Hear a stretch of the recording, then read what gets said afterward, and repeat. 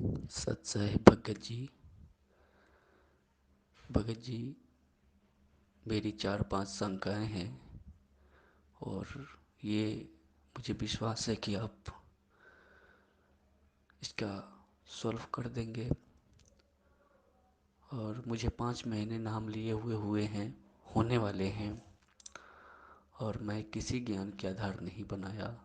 मैं सिर्फ अपने दुख निवारण करने के लिए ही मैं टीवी पे सत्संग थोड़ी बहुत किसी और गुरु के देखता था, उसी में संत रामपाल जी महाराज जी के सत्संग आता था, तो उसमें सत्संग तो समझ में नहीं आता था, लेकिन जो इंटरव्यू है जो भगत जी ने बताते थे, उससे मुझे लगा कि मेरी दुख दूर हो जाएगी।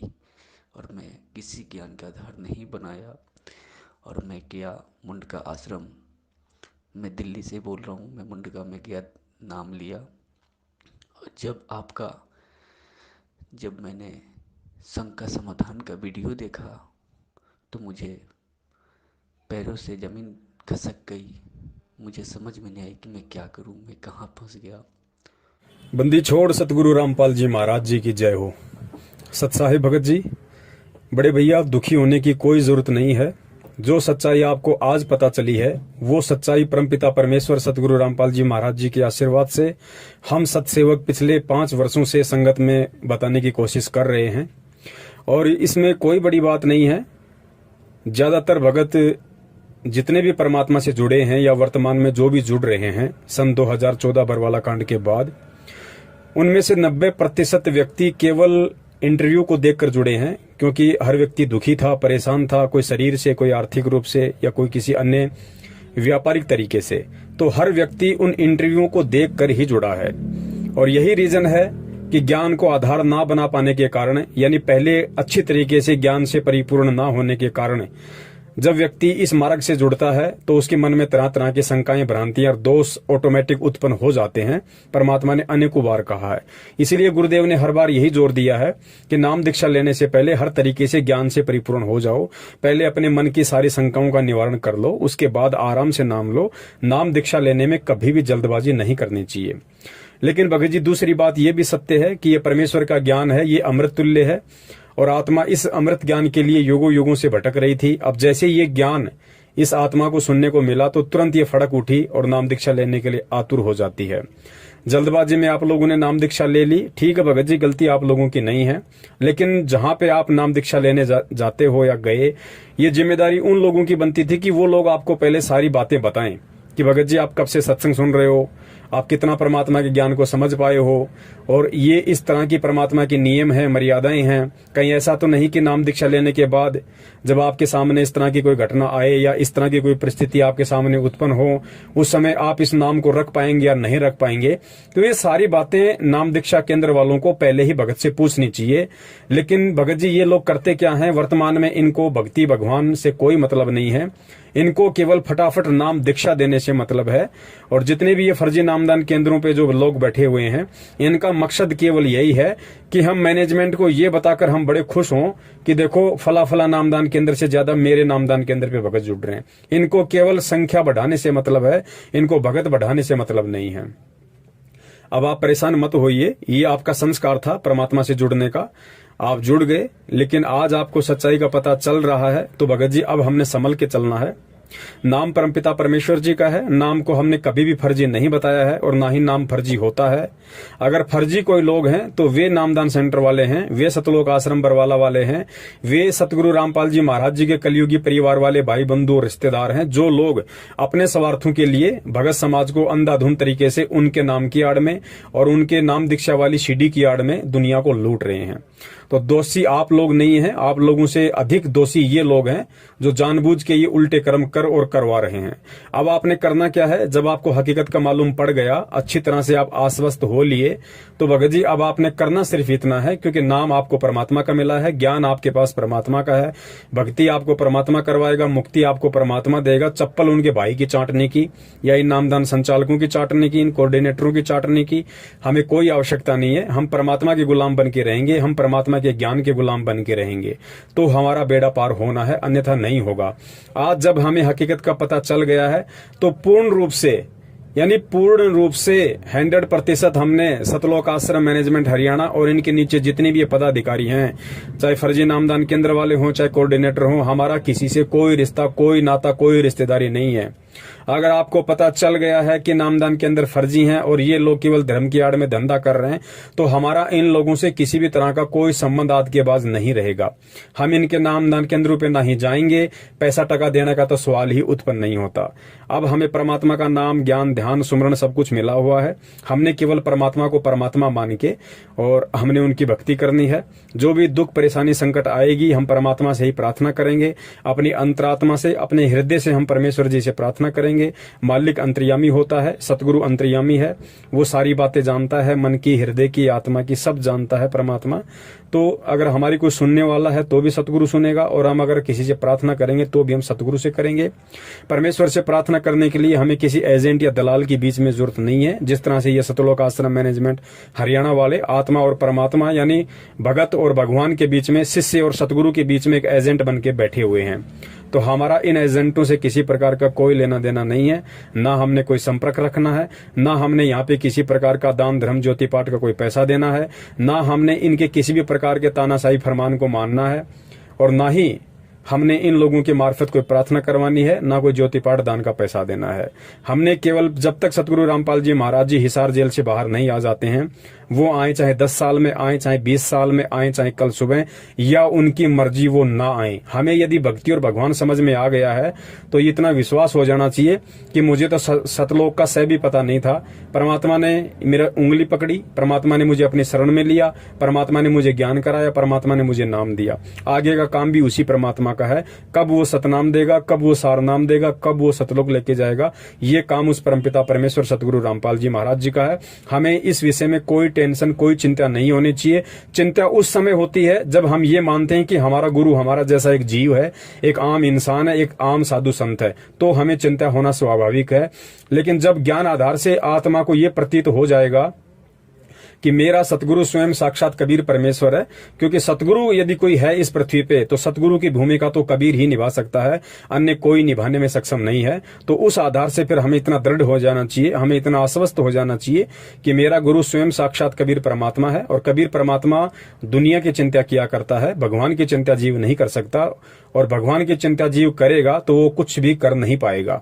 तो हमने निश्चित रूप से ये आश्वस्त हो जाना चाहिए कि धरती पे भगवान प्रकट है, धरती पे भगवान मौजूद है।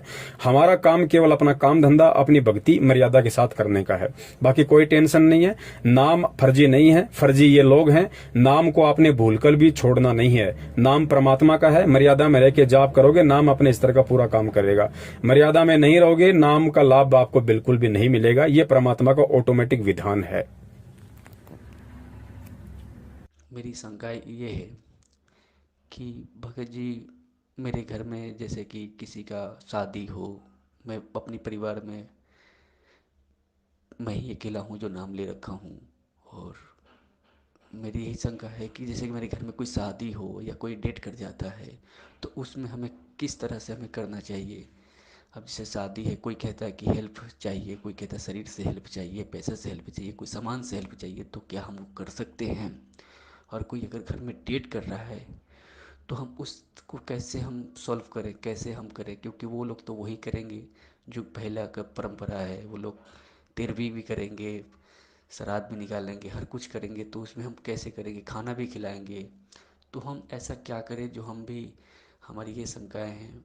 सत्साई भगत जी, आप जी का दूसरा सवाल है कि मैं परिवार में अकेला उपदेशी हूँ, बाकी सभी लोग अनुपदेशी हैं, रिश्तेदार भी मेरे अनुपदेशी हैं, तो विवाह शादी वगैरह में हमें जाना पड़ता है। कई बार हमें उनको सहयोग करना भी पड़ता है, चाहे आर्थिक रूप से या शारीरिक रूप से।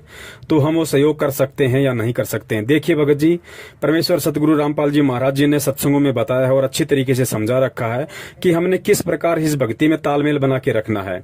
क्योंकि जो आपके रिश्तेदार हैं वो भी परमात्मा के बच्चे हैं, वो भी कल को सतगुरु की शरण में आने हैं, लेकिन वो आएंगे कब, परमात्मा को जल्दी कब पहचानेंगे, जब हमारा रवैया उनके प्रति शालीनतापूर्ण होगा। होगा, जब हमारा रवैया उनके प्रति मित्रतापूर्ण होगा, तो वो जल्दी ही परमात्मा के ज्ञान को भी स्वीकार करेंगे और हमारी बातों को भी स्वीकार करने लगेंगे।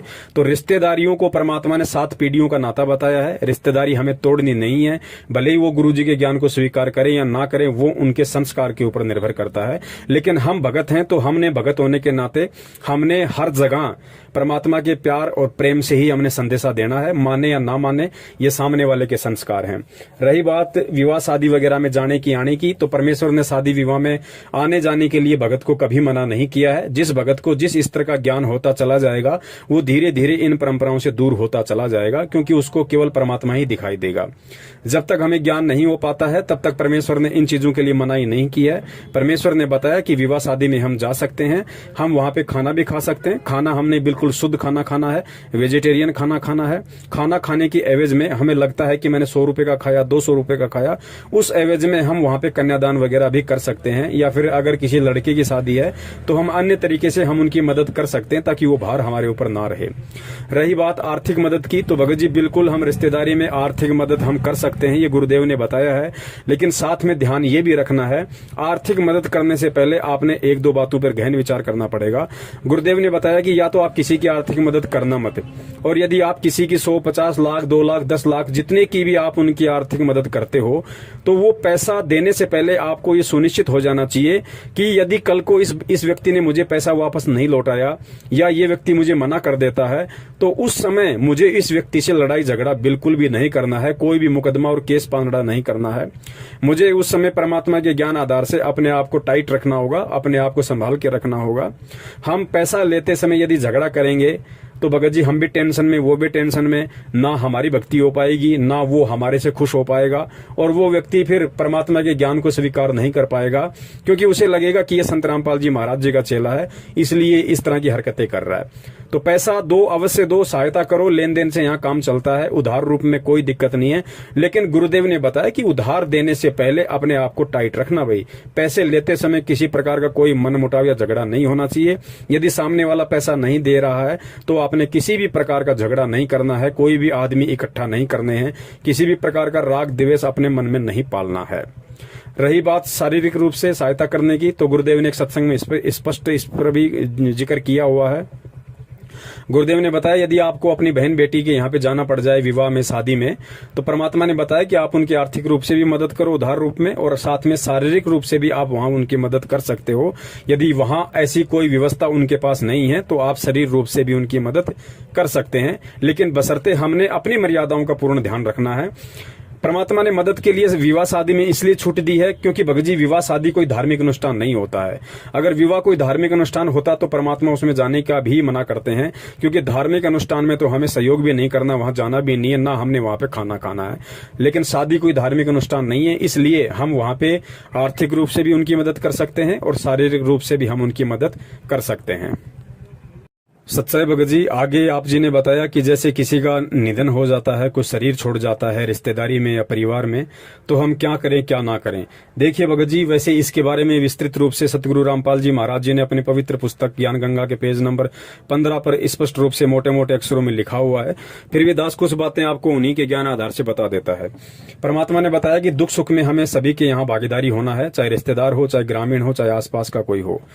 और कुछ परंपराएं ऐसी हैं उन लोगों की जिनमें हमने बिल्कुल भी सहयोग नहीं देना है, और हमारी जो क्रियाएं हैं, क्रिया मतलब जो मर्यादा गुरुदेव ने बताई है, उन मर्यादाओं में रह के हमने चलना है। सबसे पहले आन उपासना, क्योंकि जब किसी की डेथ हो जाती है तो नॉर्मली सांसारिक परंपराओं के तहत उनका गुरुजी या पंडित जी आता है, तो पंडित जी जो भी वहां पे पिंड वगैरह भरता है या और अन्य जो भी अपनी क्रिया करता है, नारियल वगैरह लाके पूजा पाठ वगैरह करता है, तो हमने ना तो उस सामग्री को मतलब हाथ से पकड़ना है, ना हमने मार्केट से वो सामग्री उस दिन लाके देनी है, और ना हमने किसी भी तरह से पूजा पाठ में हमने सहयोग करना है, ना हमने शामिल होना है। शामिल होने का मतलब ये होता है अगर हमारे परिवार में किसी की डेथ हो गई तो रहें तो कि हम परिवार में बाहर तो जा नहीं सकते। शामिल होने का मतलब है पंडित जी के कहे अनुसार हमने ना वहां बैठना है, ना हमने अपने जो भी पंडित जी जो भी क्रिया करता है उस क्रिया में हमने भागीदार नहीं बनना वहां पे। इसके अलावा गुरुदेव ने बताया कि आप मरने वाले की अर्थी को कांदा दे सकते हैं, शमशान घाट तक आप उसको लेके जा सकते हैं। चिता के लिए लकड़ी वगैरह का भी प्रबंध हम कर सकते हैं, उसमें कोई दोष नहीं है। हम चिता को अग्नि भी दे सकते हैं। वो लोग जैसा भी बोलते हैं राम नाम सत्य है, सत्य बोले गत है, हम वो भी बोल सकते हैं, क्योंकि सही बात है कि राम का नाम ही सत्य है और सत्य बोलने से अर्थात उसके सत भक्ति मंत्रों का जाप करने से ही मोक्ष है। इसके अलावा हम लोग मंगलाचरण भी बोल सकते हैं, इसमें भी कोई दिक्कत नहीं है। और शमशान घाट में जाने के बाद जिस प्रकार पंडित जी पिंड वगैरह भरते हैं, उनके मुंह में घी डालते हैं और चिता को जब अग्नि लगाते हैं तो साथ साथ में उसके चक्कर लगाते हैं, तो वो क्रियाएं हमने नहीं करनी है, ना हमने उन क्रियाओं में किसी प्रकार का कोई सहयोग करना है। उसके बाद जो उनका मुख्य प्रोग्राम आता है 12 या 13 दिन बाद में, जिसको 13वीं बोलते हैं, जहां पे पंडित जी वगैरह बुलाते हैं, ये लोग गंगा जी वगैरह से जल वगैरह लाते हैं, मालाएं लाते हैं। तो उस दिन भगत जी यदि हमारी रिश्तेदारी में कोई प्रोग्राम है या आड़ोस पड़ोस में कोई प्रोग्राम है, तो हमने उस दिन उस प्रोग्राम में बिल्कुल भी नहीं जाना, चाहे कोई कितना ही प्यारा क्यों ना हो, कितना ही यारा क्यों ना हो, क्योंकि ये सतगुरु का आदेश है, सतगुरु का वचन है। और यदि हम उस दिन वहां चले जाते हैं तो भगत जी वो एक तरीके से धार्मिक अनुष्ठान हो गया है, पाखंडवाद वहां चलेगा, तो हमने उस दिन वहां जाना भी नहीं है। जाने से वहां पे हमारा सहयोग माना जाता है और गुरु के वचन की अवहेलना हो जाती है। यदि हमारे परिवार में ही ऐसी कोई समस्या है तो हम जाएंगे कहां, रहना तो हमें वही है, लेकिन हमने उनकी उन आन उपासनाओं में, उन कुरीतियों में, उन पूजा पाठ में, हवन यज्ञ में किसी प्रकार का कोई सहयोग हमने नहीं करना है। खाना हम खा सकते हैं क्योंकि घर में है, तो खाना खाएंगे कहां, तो खाना वगैरह हम वहां पे खाएंगे रोजाना की तरह। हम तो अपना रोजाना का जो रूटीन है वही समझ के हम खाना खाएंगे। लेकिन वो लोग जो खाना बना रहे हैं उस दिन, जो लोगों को खिलाने के लिए या अपने पंडित जी को खिलाने के लिए 13वीं वाले दिन, तो हमने उस खाने में से उस दिन नहीं खाना भगत जी।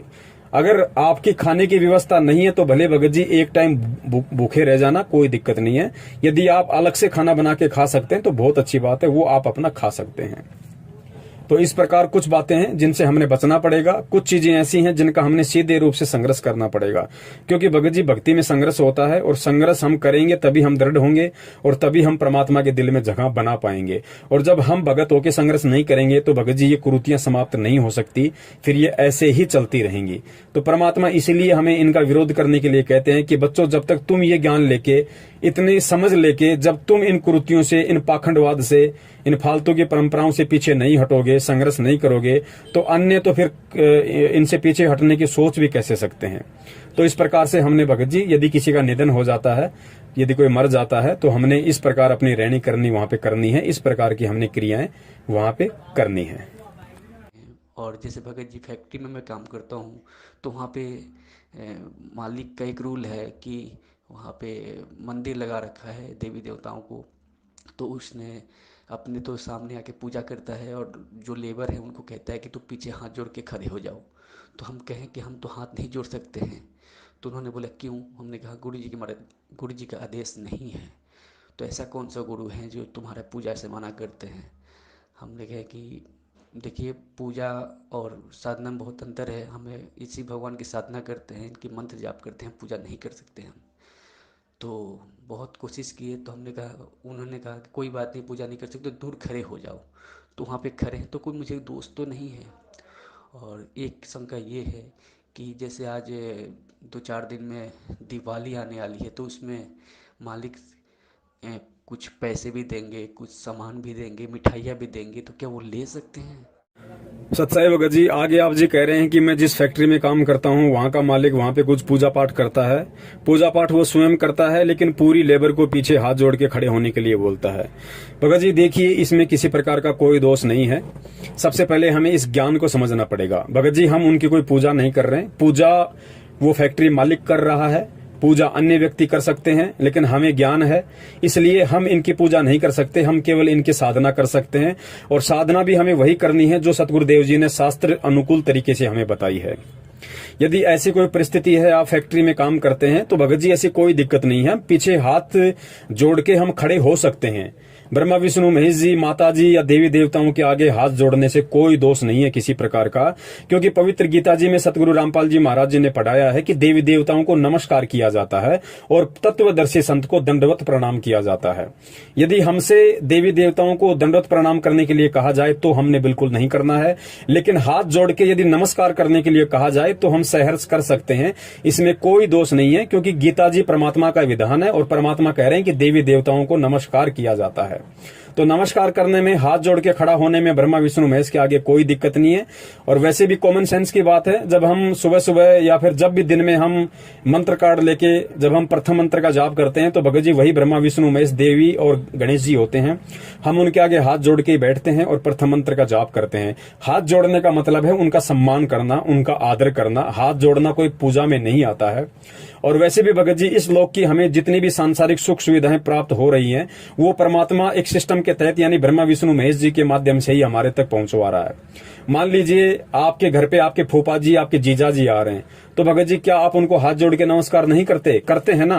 तो भगत जी एक बात बताइए, जब हम यहाँ एक 2 कौड़ी के जीव जो रिश्ते में हमारा फूफा या जीजा या मौसा है, जब वो हमारे घर आता है तो हम उनको झुक के नमन करते हैं, हाथ जोड़ के नमस्कार करते हैं। तो ब्रह्मा विष्णु महेश भगत जी क्या उनसे छोटे हैं?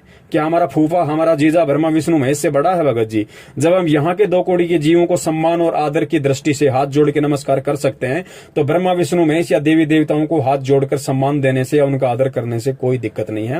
आप जी चाहें तो उस समय पीछे खड़े होके हाथ जोड़ के खड़े हो जाएं, कोई दिक्कत नहीं है। हाथ जोड़ के आप जी अपना प्रथम मंत्र चालू कर दें, सतगुरु का नाम लेके। सतनाम मिला है तो आप जी अपना सतनाम का मंत्र जाप कर दें, क्योंकि परमेश्वर भगत जी अंदर के भाव देखता है, बाहर की क्रिया नहीं देखता है। ठीक है, तो इसमें किसी प्रकार का कोई दोष नहीं है। और मकान मालिक या फैक्ट्री मालिक यदि आपको कहता है कि आप कहीं भी जाके बैठ जाइए, आप खड़े हो जाइए, तो इसमें कोई दोष नहीं है। आप जी साइड में जाके भी खड़े हो सकते हैं। आप लेबर के साथ उसी लाइन में खड़े होके भी आप जी 5 मिनट का समय वहां पे अपने मंत्र जाप कीजिए। आपके समय का सदुपयोग होगा, आपको किसी प्रकार का उसमें कोई दोष नहीं है। सत्साई भगत जी, इसके बाद आप जी ने बताया कि फैक्ट्री मालिक, क्योंकि अब दीपावली आ रही है, होली आती है, मकर संक्रांति आती है, यानी कोई भी त्योहार आता है तो फैक्ट्री मालिक हमें मिठाई, पैसा या कुछ कपड़े वगैरह देता है, तो हम ले सकते हैं या नहीं ले सकते? देखिए भगत जी, हम फैक्ट्री मालिक के यहाँ पे काम करते हैं, हम वहां पे मजदूरी करते हैं और फैक्ट्री मालिक का ये हक बनता है कि वो हमें हमारी मेहनत का हर्जाना दे। भगत जी हम किसी और से ना मिठाई ले रहे, ना हम कोई कपड़ा ले रहे, ना हमको पैसा ले रहे। और फैक्ट्री मालिक यदि हमें दीपावली के दिन यदि मिठाई का डब्बा देता है, हमें कुछ पैसे देता है और हमें कुछ कपड़े देता है, तो भगत जी वो इसलिए दे रहा है कि हमारी वजह से उसकी फैक्ट्री का काम अच्छा चल रहा है, यानी उसको 2 पैसे बच रहे हैं हमारी वजह से, हमारी मेहनत की वजह से, तो ही वो हमें ये सब चीजें दे रहा है। तो ये सब चीजें लेने में किसी प्रकार का कोई दोष नहीं है। हम उन जगहों से वो चीजें नहीं ले सकते जिन जगहों पे हम ना कोई काम करते हैं, ना हमारा उन लोगों से कोई रिश्ता नाता है। लेकिन फैक्ट्री मालिक को भगत जी हम मेहनत करके, रातों को जाग जाग के, जैसा भी हमारी ड्यूटी का समय आता है हम वहां पे मेहनत करते हैं, तो हमारी मेहनत की वजह से ही वो फैक्ट्री मालिक आगे बढ़ रहा है, उसका काम धंधा आगे बढ़ रहा है। तो वो अगर हमें उस एवज में यदि कुछ मिठाई, पैसे या फिर कुछ कपड़े वगैरह यदि त्योहार पे देना चाहता है तो भगत जी उसको लेने में कोई दिक्कत नहीं। और कॉमन सेंस की बात है भगत जी, अगर त्योहार के दिन, दीपावली के दिन यदि वो फैक्ट्री मालिक आपको यदि सुपरवाइजर से मैनेजर बनाना चाहे, यदि आपका प्रमोशन करना चाहे कि भाई दीपावली के दिन आप सुपरवाइजर हो, आपकी तनख्वाह 15,000 है और दीपावली के दिन मैं आपको मैनेजर बना रहा हूं, आपकी तनख्वाह 50,000 हो जाएगी, तो क्या आप मना करोगे? नहीं करोगे ना। दिवाली के दिन यदि आपको कोई फैक्ट्री मालिक बोनस देगा, आप मना कर दोगे? नहीं करोगे ना। क्यों? क्योंकि यदि वो आपको बोनस दे रहा है, आपको प्रमोशन दे रहा है, आपको मिठाई, कपड़े या कुछ भी दे रहा है, तो भगत जी वो इसलिए दे रहा है क्योंकि आप उसको कमा के दे रहे हो। तो आप अपने हक का ले रहे हो, आप अपनी नेक कमाई का ले रहे हो भगत जी। किसी आपने उनसे मांगा नहीं है और ना ही हमने उनसे डिमांड करनी है कि साहब दिवाली आ गई, हमें तो कपड़े चाहिए, हमें मिठाई चाहिए, हमें पैसा चाहिए, हमें प्रमोशन चाहिए। हमने कुछ नहीं मांगना भगत जी, ना हमने प्रमोशन मांगना, ना हमने बोनस मांगना, ना हमने मिठाई मांगना, ना हमने पैसा मांगना, ना कपड़े लत्ता मांगना। और सामने वाला जिसके जहां पे हम काम करते हैं, सामने वाला यदि खुश होके हमें 5,000 देता है, 10,000 देता है, 1 किलो मिठाई देता है, 5 किलो मिठाई देता है, तो उसको लेने में किसी प्रकार का कोई हर्ज नहीं है, क्योंकि हम वहां पे काम कर रहे हैं और वो जो हमें दे रहा है वो हमें हमारा मेहनताना दे रहा है। कल को आप वो फैक्ट्री छोड़ दीजिए, जब अगली दीपावली आएगी तो आपको फोन करके ये भी नहीं पूछेगा कि आपके घर पे खाना बना है कि नहीं बना है। मिठाई, बोनस, प्रमोशन तो बहुत दूर की बात है। तो वो दे क्यों रहा है? क्योंकि हम उसको दे रहे हैं, हम उसको शारीरिक रूप से सहयोग दे रहे हैं, तो उसको आर्थिक रूप से पैसा मिल रहा है, उसको मदद मिल रही है, जिसकी एवज में वो हमें कुछ दे रहा है। तो वहां से लेने में हमें किसी प्रकार का कोई दिक्कत नहीं है, कोई दोष नहीं लगता है। भगत जी यही शंकाएं हैं। और एक शंका और है कि जैसे घर परिवार में हमारे प्रथम नाम में ले रखा हूँ और कोई परिवार में ले नहीं रखा है, तो मेरे घर में जहाँ पे जोत लगा रखा हूँ, दरबार लगा रखा हूँ और मैं किराए पे रहता हूँ, तो मेरे परिवार में सब कोई पीने खाने वाले हैं, मांस मछली खाने वाले हैं, पीने खाने वाले हैं। तो वहाँ पे मैं मना करता हूँ उनको कि आप लोग ऐसा मत करो, बिल्कुल मत करो। मैं बहुत मना करता हूँ, लेकिन मैं प्यार से ही मना करता हूँ, लेकिन वो लोग नहीं मानते हैं। और फिर जाके वो लोग अपना पीते खाते हैं, उसी घर में रहते हैं। अब किराए पे हैं। अब हमको उतना पैसा की बचत भी नहीं है कि हम अपना रूम कहीं अलग ले लें या 2 कमरे ले लें जिसमें गुरु जी के दरबार अलग रखें और भाई लोग अपना अलग रहें। तो ऐसा भी हमारे बचत नहीं है, तो उसमें तो कोई दोष नहीं है। और जैसे कि सिस्टर का शादी होने वाला है, तो उसमें जैसे कि पहले परंपरा तो यही है कि दहेज लेके ही शादी करते हैं लोग, लेकिन हम तो गुरु जी के शरण में हैं। तो हम तो नहीं दहेज ले सकते हैं, नहीं दे सकते हैं। तो वो लोग अगर ये मांगते हैं तो हम किस तरह से शादी करेंगे? सत्साई भगत जी, इसके अलावा आप जी कह रहे हैं कि घर में सभी अनुपदेशी हैं और हमारे घर में मांस मिट्टी वगैरह भी खाते हैं, बाहर से लोग लेके आते हैं, भाई है बहन है, घर पे खाते हैं। तो मैं किराए पे रहता हूँ, एक ही मकान है। अब मैं कैसे एडजस्टमेंट करूं, मैं कैसे रहूं, कैसे संतुलन बना के बैठूं? मैं उनके साथ में रहता हूं, खाता पीता हूं, तो कहीं मुझे कोई दोस्त तो नहीं है? देखिए भगत जी, सतगुरु रामपाल जी महाराज जी ने कहा है कि कबीरा तेरी झोपड़ी गल कटियन के पास, जो करेगा सो भरेगा, तू क्यों भया उदास। भगत जी, आप अगर दूध पियोगे तो आपको फायदा है, भाई शराब पिएगा तो भाई को नुकसान है। आपके शरीर को किसी प्रकार का कोई नुकसान नहीं है। तो आपकी मजबूरी है, आप जी एक कमरे में सब रहते हैं। भगत जी ऐसा है, वो लोग चाहे मांस खाएं चाहे शराब पिएं, ये आपके परिवार का मामला है। आप उनसे दूर कहीं जा नहीं सकते, दूर कहीं रह नहीं सकते। तो खाना वाना जब वो बनाए तो बोला करो, भैया आप लोग जब ये मांस मिट्टी वगैरह खाओ तो हमारा खाना ना बनाया करो। आप लोग जिस दिन साधारण तरीके से रहो उस दिन हमारा हाथ पैर वगैरह धो के शुद्ध तरीके से हमारा खाना बना दो, हम खाना खाएंगे, उसमें कोई दिक्कत नहीं है। कहने का मतलब है, जिस दिन आपका भाई शराब पी के आता है या मांस मिट्टी खा के आता है, उस दिन हमने उस भाई के हाथ से ना तो खाना खाना है, ना ही हमने उस बहन के हाथ का बना हुआ खाना खाना है जिस दिन वो बहन मांस मिट्टी खाती है। बाकी दिन भगत जी हमारे परिवार का मामला है, जाएंगे कहां, वहीं हमें खाना पड़ेगा। दूसरी बात, आप अपना आरती मंत्र सुमरण करोगे, उसमें भगत जी किसी प्रकार का कोई दोष नहीं है। खाना जब आप खाओ तो भगत जी परमात्मा ने अन्नदेव की आरती बता रखी है, खाना खाने से पहले और खाना खाने के बाद की दोनों आरती हमें करनी है। ये दोनों आरतियां तो हमें रोजाना करनी है। सतगुरु का आदेश है कि खाना खाने के बाद अन्नदेव की आरती अवश्य करनी चाहिए, चाहे मन ही मन में कर दो, चाहे बोल के कर दो। मालिक का दरबार यदि आप घर में लगा पाते हैं तो बहुत अच्छी बात है। यदि परमात्मा का दरबार आप घर में नहीं लगा पाते हैं तो भगत जी उसमें भी कोई दिक्कत नहीं है। आप अपने हृदय रूपी गुफा में अपने परमात्मा को बैठाइए, अपने हृदय में परमात्मा की फोटो लगाइए, अपने मन मंदिर में परमात्मा की ज्योत जलाइए। भगत जी, परमात्मा मजबूरी देख रहा है, वो अंतर्यामी है, वो सब जानता है कि ये भगत जानबूझ के टालमटोल कर रहा है या वास्तव में इसको मजबूरी है, जिस वजह से ये ज्योत बत्ती वगैरह या दरबार नहीं लगा पा रहा है। दरबार यदि आप लगा भी पाते हैं तो भी उसमें कोई दोष नहीं है, चाहे आपके घर में मांस मिट्टी खाने वाले हों, कोई दिक्कत नहीं है, क्योंकि भगत जी ये परिवार का मामला है। हाँ, गुरुदेव ने कहा है, यदि आपका पूरा परिवार उपदेशी है, बाहर से यदि कोई व्यक्ति ऐसा मांस मिट्टी खाने वाला आता है तो उसको उस जगह नहीं जाने देना जहां पे परमात्मा का दरबार है।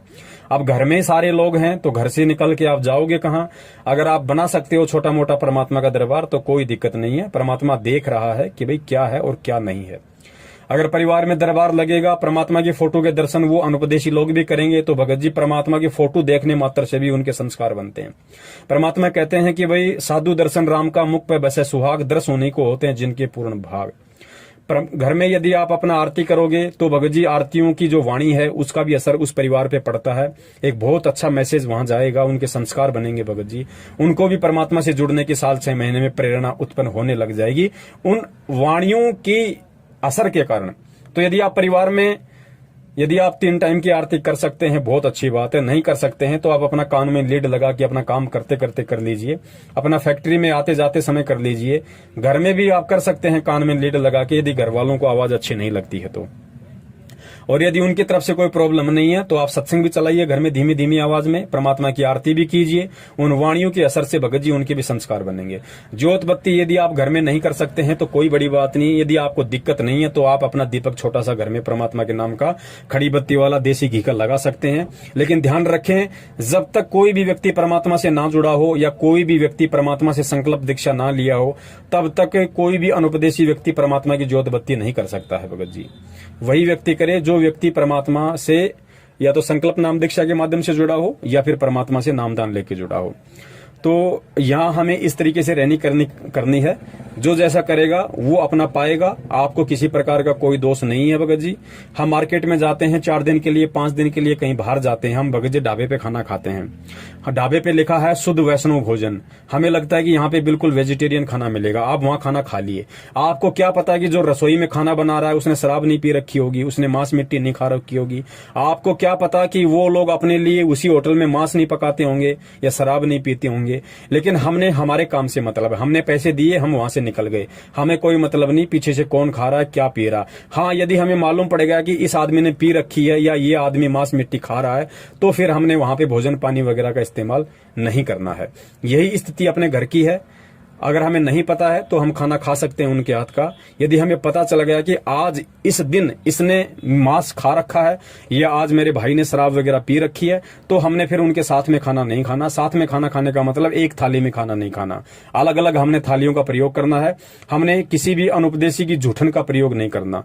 जूठन से मतलब एक कटोरी में दोनों व्यक्ति सब्जी नहीं खा सकते हैं, और एक ही प्लेट में यदि चपाती रखी हो तो उस चपाती में उठा उठा के हर व्यक्ति नहीं ले सकता है। कहने का मतलब सबके बर्तन अलग अलग होने चाहिए, एक ही बर्तनों में हमें खाना नहीं खाना है।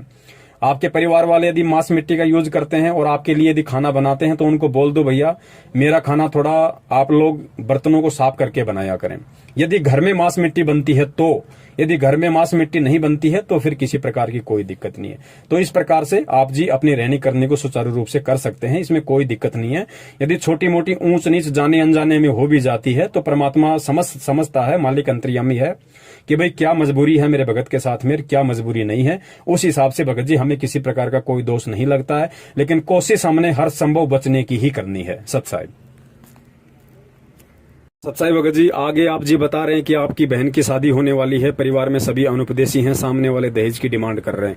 भगत जी आप उपदेशी हैं, नियम परमात्मा के आपके ऊपर लागू हैं, बाकी परिवार वाले अनुपदेशी हैं, तो परमात्मा का कोई भी नियम उनके ऊपर लागू नहीं है। कहने का मतलब है यदि बहन की शादी है, आप बहन की शादी में भगत जी आप पैसा देके, जो भी आप अपना फैक्ट्री में काम करते हैं, जितना भी आप कमाते हैं, उस हिसाब से आप जी बहन की शादी में आर्थिक रूप से और शारीरिक रूप से मदद अवश्य कर सकते हैं। लेकिन ध्यान रखना भगत जी हमने किसी भी प्रकार के पूजा पाठ वगैरह में शामिल नहीं होना है।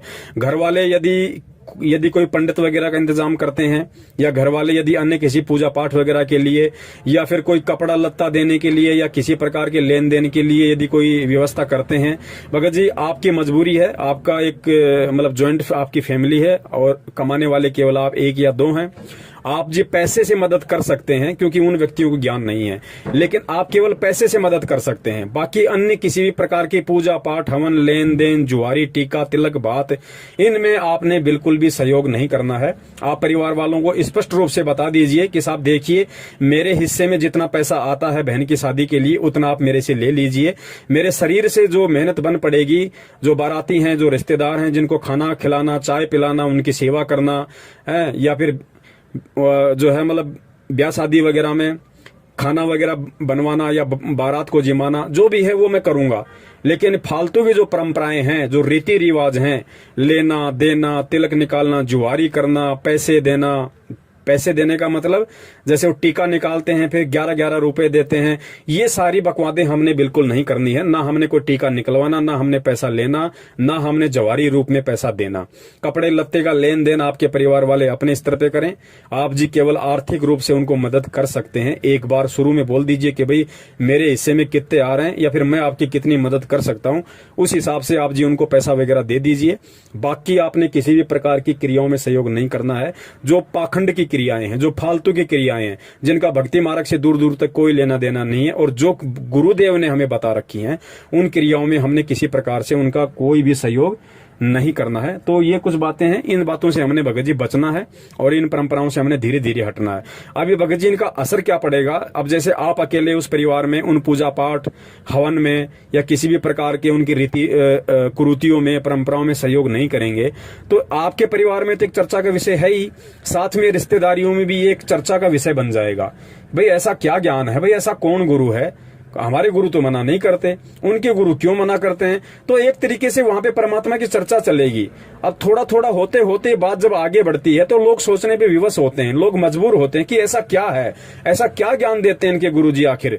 तो उन लोगों की भी थोड़ी जिज्ञासा बनेगी जब हम दृढ़ होंगे, यानी हमारी दृढ़ता के कारण, हमारे संघर्ष के कारण एक विषय बना चर्चा का, और चर्चा का विषय बना तो फिर आदमी चिंतन करने के लिए सोचता है। भगत जी चिंतन करेगा तो फिर उसको गुरु जी का सत्संग सुनना पड़ेगा या पुस्तक पढ़नी पड़ेगी, तो धीरे धीरे वो लोग भी इस तरह से परमात्मा के विषय में सोचने लगेंगे, परमात्मा से जुड़ने का विचार करने लगेंगे जब उनके समझ में आएगा। तो इस तरीके से भगत जी हमने बचना है और अपनी भक्ति को बचा के रखना है। सत साहिब।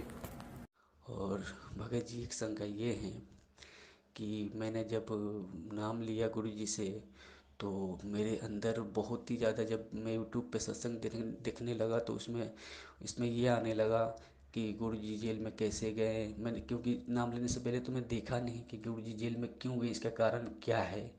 तो जब मैंने सत्संग में जब दिखने लगा गुरु जी के ऊपर इतना आरोप लगा है, गुरु जी ये किए हैं, वो किए हैं, ऐसे हैं, वैसे हैं, तो मेरे मन में बहुत शंकाएं आने लगी। तो गुरु जी के प्रति बहुत दोष आ गई, बहुत दोष आ गई। तो अब तो मुझे पता भी चल गया है कि अभी लोग जो नामदान वाले हैं ये तो फर्जी हैं। तो मेरा तो लग रहा है खंड हो गया है। तो मैं कैसे मैं इसको शुद्धि करूं, कैसे मैं इसको वो करूं, मुझे थोड़ा सलूशन बताइए। सत्साई भगत जी, आगे आप जी कह रहे हैं कि नाम दीक्षा लेने से पहले मुझे कुछ नहीं पता था किसी भी प्रकार की घटना का, और जैसे उसके बाद मुझे बरवाला कांड के विषय में पता चला, मैंने मीडिया के मार्फत तरह तरह के वीडियो देखे, लोगों की बातें सुनी, तो मेरे मन में गुरुजी के प्रति दोष उत्पन्न हो गया। भगत जी ये एक स्वाभाविक सी बात है, इसीलिए परमात्मा बार बार जोर देते हैं कि बच्चों पहले ज्ञान को आधार बनाओ, पहले सतगुरु और भक्ति को समझ लो। जिस व्यक्ति ने अपने सतगुरु को समझ लिया उस व्यक्ति को चाहे दुनिया कितना ही उसके ऊपर गंदगी डाल दे, चाहे कितनी गंदगी उसके गुरु के ऊपर डाल दे, वो व्यक्ति जिंदगी में डगमग होने की बात तो छोड़िए, अपने सतगुरु के प्रति मन में 1% शंका भी पैदा नहीं कर सकता है। जो ज्ञान समझ के, ज्ञान पे दृढ़ होके जो भक्ति से जुड़ता है। फिर भी भगत जी चलिए कोई बात नहीं, ये कलयुग है और जल्दबाजी में आप जी जुड़ गए, बहुत सारी आत्माएं जुड़ी है मीठे मीठे इंटरव्यू देख के, और अब आप कह रहे हैं कि मेरे मन में इस तरह से दोष उत्पन्न हो गए थे। भगत जी कोई बात नहीं, परमात्मा कहते हैं कि हमको इस काल भगवान ने कितनी गंदगी में लपेट रखा है, और जब छोटा बच्चा बार बार लेटरिन करता है, सारे कपड़े खराब कर लेता है, खुद भी खराब हो जाता है, तो माँ उससे नाराज नहीं होती, माँ फिर से उसको नहलाती है, उसको धुलाती है, नए कपड़े पहनाती है। 5 मिनट बाद बच्चा फिर से लेटरिन कर देता है, फिर से बाथरूम कर देता है, वो माँ उसको मारती नहीं, फिर से उसको नहलाती है, फिर से उसको साफ करती है। माँ को पता है कि नादान है, धीरे धीरे समझदार होगा तो सारी चीजें समझने लग जाएगा। तो भगत जी फिलहाल वर्तमान में जब हम परमेश्वर से जुड़ते हैं तो हमारी स्थिति भी उस नादान बच्चे की तरह होती है। हमारे मन में इस तरह की शंका आना स्वाभाविक है, कोई बड़ी बात नहीं है, क्योंकि सभी व्यक्तियों के संस्कार इतने प्रबल नहीं होते, सभी व्यक्ति ज्ञान को आधार बनाकर नहीं जुड़ सकते। लेकिन यदि अब आपकी समझ में आ रहा है कि ये सारा पाखंड है, सारा ढोंग है, हमारे गुरुदेव बिल्कुल सोना है, खरा सोना है, हमारे गुरुदेव ऐसा कोई भी दोष, कोई भी ऐसा गलत काम नहीं कर सकते, और जिन लोगों ने किया उन लोगों की सच्चाई आज संगत के सामने आ रही है। तो भगत जी हम परमपिता परमेश्वर जी से दंडवत करके अपने मन में आई हुई उन भ्रांतियों के लिए समायाचना करें कि हे मालिक, मैं नादान प्राणी हूं, 2 कौड़ी का जीव हूं, परमात्मा मेरी क्या औकात है मालिक। अब धीरे धीरे आपका ज्ञान समझ में आ रहा है तो आत्मा को दृढ़ता मिलती जा रही है। परमात्मा मेरे मन में जो भी दोष या विकार उत्पन्न हुए आपके प्रति या भक्ति के प्रति, परमेश्वर उनको क्षमा करने की दया करें, और मालिक मुझ दास को हिम्मत दें, मुझ दास को ज्ञान आधार से इतना परिपूर्ण करें, मुझ दास का ज्ञान योग खोलें परमेश्वर, ताकि मैं इस भक्ति पे दृढ़ होकर अटल होकर चलूं। तो मन में कोई दोष नहीं लेके आना है, और यदि ऐसा कोई दोष आ जाता है तो भगत जी हमें परमात्मा से ही समायाचना करनी है, परमेश्वर ही माफ करने वाला है, और परमेश्वर ही सद्बुद्धि देके हमें उन चीजों से बाहर निकालने वाला है।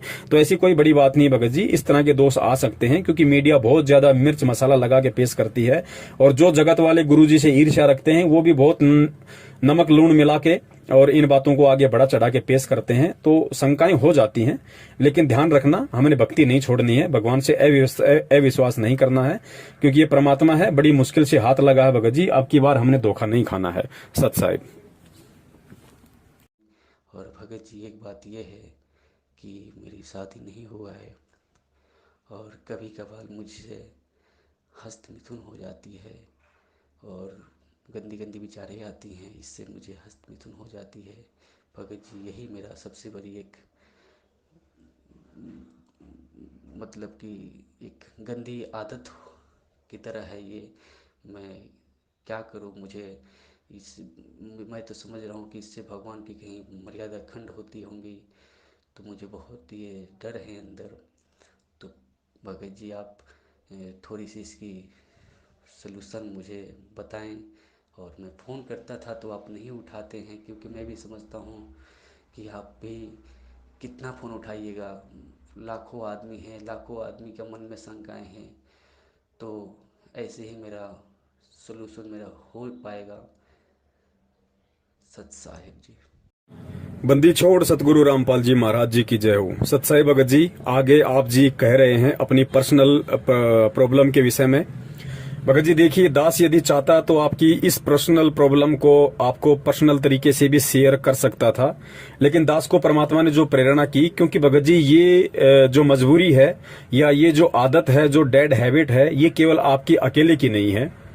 सतगुरु रामपाल जी महाराज जी से नाम दीक्षा लेने के बाद में हजारों की तादाद में ऐसे हमारे भगत भाई हैं जो अभी शरीर से युवा हैं, जिनकी शादियां नहीं हुई हैं, वो ज्ञान को अभी इतना नहीं समझ पाए हैं और इस तरह की गंदी आदत हो सकता है उनके अंदर भी हो।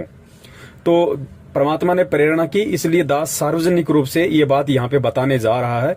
और भक्त जी की ये भक्ति मार्ग है, यहाँ पे कोई शर्मा शर्मी का कोई काम भी नहीं है, क्योंकि परमेश्वर ने अंड पिंड ब्रह्मांड सारा ज्ञान अपने बच्चों को दे रखा है। देखिए भगत जी, हस्त मैथुन की जो आदत है या फिर रात्रि में जो आपको सौपन दोष वगैरह आ जाता है, देखिए भगत जी इसके एक दो कारण है। पहला कारण तो ये कि भगत जी हम अच्छी तरीके से परमात्मा के ज्ञान पे दृढ़ नहीं हो पाते हैं, हम परमात्मा को परमात्मा नहीं मान पाते हैं, जिस कारण से हमारे मन में किसी भी बहन बेटी के प्रति, किसी भी युवा या सुंदर लड़की के प्रति इस तरह की भावनाएं जब हमारे अंदर आ जाती हैं, तो जाहिर सी बात है भगत जी हमारे को रात्रि में फिर उसी तरह के विचार अनुकूल फिर हमारे को जो है सौपन आते हैं और सौपन में फिर सौपन दोष हो जाता है। एक जाहिर सी बात है। तो हमें कोशिश करनी है परमात्मा के ज्ञान आधार से, और परमेश्वर ने बार बार हमें जो पाठ पढ़ाया है हमें उसका अनुसरण करना है कि भाई इस भक्ति मार्ग में आने के बाद परमात्मा कहते हैं कि पर नारी को देखिए बहन बेटी के भाव, कहे कबीर काम नाश का यही सहज उपाय। जब तक हम दूसरे की बहन बेटियों को अपनी बहन बेटी की तरफ से नहीं देखेंगे, और दास तो ये निवेदन करता है भगत जी, हमने केवल अपनी बहन बेटी की नजर से ही नहीं देखना, क्योंकि इस दुनिया में ऐसे ऐसे दुष्ट लोग हैं जो अपनी बहन बेटियों के साथ भी इस तरह के कुकर्म कर डालते हैं। तो इससे थोड़ा और ऊपर उठकर हमने उन सभी बहन बेटियों को, हमने सतगुरु रामपाल जी महाराज जी की आत्माएं देखना है, रामपाल जी महाराज जी की बहन बेटियां देखना है। तो जाहिर सी बात है फिर इस तरह के दोष एक भगत के मन में नहीं आएंगे, और धीरे धीरे यदि आते भी हैं तो आना वो बंद हो जाएंगे, क्योंकि जब ज्ञान हो जाएगा कि हम सब आपस में असली हम लोग रियल सिस्टर ब्रदर हैं। सतलोक में हम सभी भाई बहन थे, हम सब भाई बहन हैं। इस काल लोक में आके इसने किसी को किसी की बेटी बना दिया, किसी को पत्नी बना दिया, किसी को माँ बना दिया। बाकी रियल में हम सभी एक परमात्मा की आत्माएं हैं, ना हम पुरुष हैं ना हम स्त्री हैं, हम केवल आत्मा है और हम एक ही उस परमात्मा के संतान हैं। तो हमें जब इस चीज का ज्ञान आधार से ज्ञान होगा तो भगत जी इस तरह के दोष सौते हमारे मन में आना धीरे धीरे बंद हो जाएगा। और हमने कोशिश भी करनी पड़ेगी, थोड़ा संघर्ष भी करना पड़ेगा। देखो विचार आना भगत जी एक स्वाभाविक सी बात है। आपके मन में यदि किसी औरत को देख के या इस तरह से यदि कोई बहन बेटी को देख के यदि ऐसा कोई विचार आ जाता है, या कोई मूवी फिल्म वगैरह या इस तरह का कोई भी सीन वगैरह देख के जो आप ना चाहते हो फिर भी आपके आंखों के सामने आ गया, और यदि इस तरह का सीन वगैरह देख के यदि आपके मन में इस तरह की भावनाएं आ जाती हैं, क्योंकि भगत जी आजकल तो मोबाइल भी एक ऐसी चीज है, हम जैसे यूट्यूब सर्च करेंगे ना चाहते हुए भी, भले हम गुरुजी का सत्संग देखें, लेकिन गुरुजी का सत्संग जैसे ही हम लोग देखेंगे किसी भी यूट्यूब चैनल पे, तो ना चाहते हुए भी 2-4 सेकंड के ऐसे ऐड आ जाते हैं जो बिल्कुल अश्लील होते हैं, घटिया होते हैं। और मैं तो यहां तक कहूंगा कि कुछ लोगों ने संत रामपाल जी महाराज जी के सत्संगों को डाल डाल के अपने यूट्यूब चैनल पे, और यूट्यूब चैनल्स को उन्होंने मोनोटाइज करवा रखा है, यानी उन्होंने कमाई का जरिया करवा रखा है। कमाई का जरिया मतलब उन्होंने अपने चैनल को मोनोटाइज करवा रखा है, उनको पैसे मिलते हैं, पैसे की वजह से कंपनी उनके ऊपर ऐड लगाती है। अब भगत जी हम गुरुजी के सत्संग सुनने के लिए उस चैनल को ओपन करते हैं, सोचते हैं किसी भगत भाई का चैनल है, और जैसे ही हमने चैनल को ओपन किया तो भगत जी उस पर अर्धनग्न होकर लड़कियां डांस कर रही हैं, फिर अश्लील भाषा यूज करते हुए चुटकुले आ रहे हैं। तो मेरा उन सभी भाई बहनों से निवेदन है जो सतगुरु रामपाल जी महाराज जी के भगत हैं और जिन्होंने यूट्यूब पर अपने चैनल बनाकर गुरुजी के वीडियो सत्संग डाल रखे हैं, बहुत अच्छी बात है, लेकिन मैं प्रार्थना करूंगा कि आप गुरुजी के नाम से आप जो चैनल बनाते हैं या जिन चैनलों पे आप गुरुजी का सत्संग डालते हैं, मेरी प्रार्थना है आप उनको कमाई का जरिया ना बनाएं। आप उनको कमाई का जरिया ना बनाएं, क्योंकि इस तरह करने से कंपनी उस पर ऐड लगाएगी, क्योंकि कंपनी अपना ऐड लगाएगी तभी तो कंपनी आपको पैसे देगी मोनेटाइज करने के बाद में। तो आप उसको मोनेटाइज ना करें और आप परमेश्वर के ज्ञान को ही चलने दें। भाई रोजी रोटी की चिंता ना करें। जिस परमात्मा ने आपको भजन दिया है, भोजन की चिंता उसकी है, भोजन का प्रोग्राम उसने पहले ही करके भेजा हुआ है। तो आप जितने भी भगत भाई बहन हैं जिन्होंने अपने यूट्यूब चैनलों को कमाई का जरिया बना रखा है, वो उसको वहां से हटा लें। दास की प्रार्थना है, बाकी आपकी अपनी मर्जी, आपके अपने विचार। तो भगत जी, सोपन दोष आना ये एक सामान्य सी प्रक्रिया है। युवा शरीर होता है, तरह तरह के विचार भी उत्पन्न हो जाते हैं, लेकिन हमने ज्ञान आधार से धीरे धीरे इन पे कंट्रोल करना पड़ेगा। एकदम से कंट्रोल नहीं हो पाते हैं। और ऐसी परिस्थितियां यदि हमारे सामने आ जाती हैं, मन में ऐसा किसी के प्रति कोई दोष हो जाता है, तो भगत जी दोष उत्पन्न होना कोई बड़ी बात नहीं है, लेकिन हमने उस दोष को कंट्रोल करना है, क्योंकि कंट्रोल करने के लिए ही परमात्मा ने सत्संग दिए, परमात्मा ने तत्व ज्ञान दिया है कि हम उस पर कंट्रोल करें।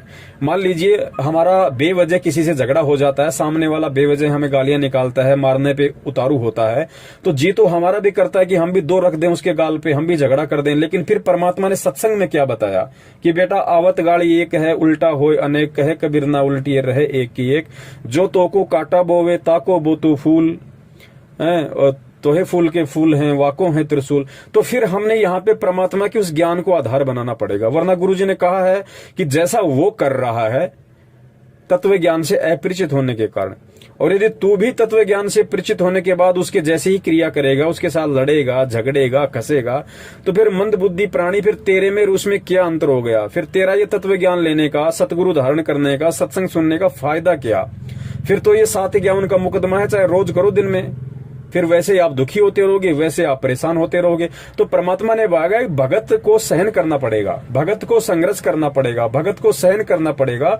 भगत को गुरुदेव ने सूरमा की उपाधि दी है, सूरवीर की उपाधि दी है। और आध्यात्मिक मार्ग में भगत जी सूरवीर उसको कहते हैं जो ज्ञान आधार से संघर्ष करता है, जो प्रेम और अहिंसात्मक रूप से अपनी लड़ाई लड़ता है, और जो सहन करता है, जो सहन करता है वो भक्ति मार्ग का सूरमा है भगत जी। तो हमने भक्ति मार्ग का सूरमा बनना है और परमात्मा को बना के दिखाना है, क्योंकि परमात्मा चाहते भी ये हैं कि जब तक तुम भक्ति के सूरमा नहीं बनोगे तब तक तुम मुझे प्राप्त नहीं कर पाओगे। तो भगत जी अगर इस तरह के मन में दोष हमारे आते हैं तो भगत जी हम केवल सत्संगों से ही उनका निवारण कर सकते हैं। ज्यादा से ज्यादा हम परमात्मा के सत्संग वगैरह सुनने की कोशिश करें, परमात्मा के शब्द वाणियां सुनने की कोशिश करें, फिर जो जो परमेश्वर ने वाणियों में, शब्दों में, सत्संगों में कहा है हम उस पर विचार करने की कोशिश करें, फिर हम उस पर अमल करने की कोशिश करें, और अंततः हमें उस पर चलना पड़ेगा। रही बात भगत जी हस्त मैथुन की, तो हस्त मैथुन भगत जी थोड़ा सा दिक्कत है, क्योंकि गुरुदेव ने वैसे भी सत्संगों में स्पष्ट रूप से कहा हुआ है, और ज्ञान गंगा पुस्तक में जहां परमात्मा नियमों का जिक्र करते हैं तो उन नियमों के जिक्र में परमेश्वर ने स्पष्ट रूप से कहा हुआ है वीर्य पतन के विषय में, कि जो लोग हस्त मैथुन करते हैं, जिनकी आदत थोड़ी सी गंदी है, उनके विषय में परमात्मा ने कहा है कि बच्चों जैसे एक किसान होता है, और एक सफल किसान, एक सभ्य किसान उसी को कहा जा सकता है जो अपने खेत में बीज डालता है। और वही किसान यदि उस बीज को किसी बंजर जमीन में डाले या किसी कुरड़ी वगैरह में डाले, किसी गंदी जगह पे उस अनमोल बीज को डालेगा, तो वो किसान सभ्य किसान या जो है एक मतलब अच्छे विचारों वाला किसान नहीं कहा जा सकता है। उसको मालूम होना चाहिए कि यदि खेत में बीज डालेंगे तो कुछ फसल होती है पैदा, उसका कुछ यूज है, और यदि हम उस बीज को गंदगी में डालेंगे या फिर हम उसको किसी ऐसी गंदी जगह पे जहां पे भैंसों वगैरह का गोबर डालते हैं, जो कुरड़ी होती है, वहां यदि हम उस बीज को डालेंगे तो भगत जी उसका यूजलेस है, उसका कोई फायदा नहीं है। तो ठीक इस प्रकार वो बीज परमात्मा ने वीर्य के लिए कहा है कि यदि हम हस्त मैथुन जो हम करते हैं, तो हस्त मैथुन से भाई हमें क्या फायदा है। और फिर गुरुदेव ने वहां स्पष्ट रूप से एक बात और कही है कि भाई जो पदार्थ हमारे शरीर से बाहर निकलते हुए, क्योंकि जब हम जो है मतलब कि शारीरिक संबंध बनाते समय जो हम पति पत्नी वाला जो है वो कर्म करते हैं, तो परमात्मा ने बताया कि जो वस्तु शरीर से बाहर निकलते समय इतना आनंद देती है, जिसको हम आनंद समझते हैं काल के लोक में, तो परमात्मा कहते हैं यदि उस वस्तु को शरीर के अंदर रखा जाए तो कितना आनंद देगी और कितनी स्फूर्ति और फुर्ती आपके अंदर आएगी। तो ये संकेत वहां परमात्मा ने किया है। दास ने थोड़ा सा स्पष्ट रूप से यहाँ पे बोलना अनिवार्य हो गया, क्योंकि ये समस्या केवल आपकी नहीं है, ये समस्या बहुत सारे भगत भाइयों की है। और भगत जी ये परमात्मा कबीर साहिब जी का सत भक्ति मारा गया है, हमें परमात्मा ने कंचन बना दिया। आज से पहले हम सबकी यही हालत थी भगत जी, कोई छुपा हुआ नहीं है, कोई ये कहे कि मैं तो कभी करता ही नहीं था, मैं तो बहुत अच्छा था, हो सकता है एक दो आत्मा ऐसी होंगी जिनमें ये विकार ना हो, लेकिन भगत जी 99% लोग इन सभी विकारों से ग्रस्त थे, जो आज परमात्मा की शरण में आके अपने आप को जो है भगत बना के बैठे हैं। तो भगत जी विकार थे तभी तो परमात्मा ने भक्ति दी निर्विकार बनाने के लिए। और भगत जी दास की भी एक बहुत ही ये बुरी आदत थी, ये जो आपने जिक्र किया है मतलब कि हस्त मैथुन का। भगत जी दास में भी नाम दीक्षा लेने से पहले बहुत ही गंदी आदत थी।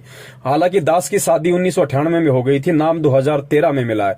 फिर भी भगत जी इस काल भगवान के द्वारा जो जाल में हम जकड़े गए हैं, उस जकड़ में इतना ज्यादा इस रजोगुण के प्रभाव में इस पवन दास को इस काल भगवान ने इस कदर जकड़ा हुआ था भगत जी की शादी के बाद भी भगत जी दास की ये आदत नहीं जा रही थी। और जब परमेश्वर ने सन 2013 में नाम दीक्षा ली, भगत जी क्या मजाल कि हमें कभी उस तरफ हमारा दिमाग भी गया हो। तो ये परमात्मा के ज्ञान का प्रभाव है भगत जी। तभी हमें विश्वास हुआ कि भाई जिस आदत को मैं बचपन से लेके और अपना जो है 2013 तक नहीं छोड़ पा रहा था, शादी होने के बाद भी, उसके बाद भी अगर मेरी आदत अगर छूटी है, मैंने सारे यत्न किए भगत जी, मैंने बहुत सारे लोगों से सलाह ली, मैंने कुछ टेबलेट्स वगैरह भी खाई, मैंने गोली दवाई भी ली कि भाई मेरी इस गंदी आदत से मेरे को छुटकारा मिले।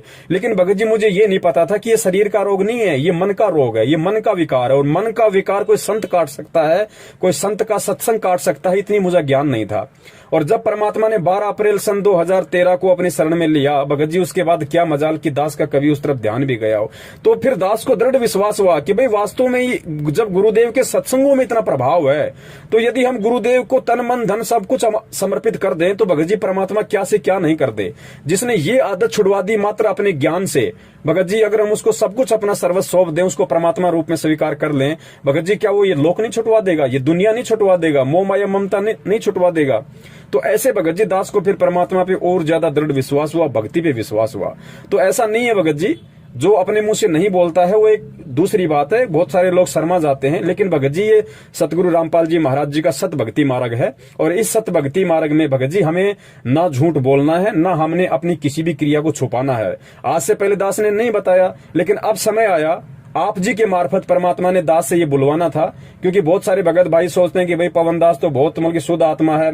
भाई हम सब विशुद्ध आत्मा थी, हम सब काल भगवान के जाल में फंसे हुए थे। हम में से कोई भी ऐसा नहीं था जो निर्विकार हो, और निर्विकार ना यहाँ कोई हो सकता भगत जी। क्योंकि निर्विकार तो भगत जी परमात्मा जब ये शरीर यहाँ से छुड़वाएंगे, काल के लोक से बाहर निकालेंगे, अक्षर पुरुष के लोक में ले जाएंगे, फिर उसको पार करवा के फिर परमात्मा हमारे को जिस मान सरोवर में नहलवाएंगे भगत जी, वहां ये आत्मा निर्विकारी होगी। सारे आवरण विकार वहां हटेंगे इस आत्मा के।